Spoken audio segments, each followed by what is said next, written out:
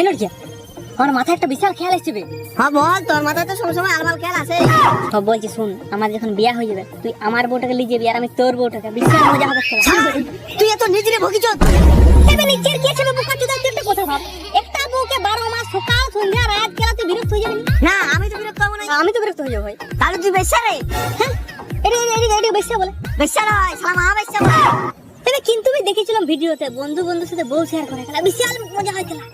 তাই ভাবলাম তুই আমার প্রিয় বন্ধু তো গেলা, তুইও শেয়ার করবি। আমি তো বদলাতে পারবো না, তুই আনি দিবি আমাকে। তুই ওটাই তো বলছি, জীবনে কিছু পরিবর্তন দরকার বাড়া। এরকম যেতে দরকার নেই রে ভগিছ দা। তাহলে বন্ধু বটিবে কিছু তো হেল্প কর। এরকম আমাদের দরকার নাই। তুই গাড়ি মারাবি যা।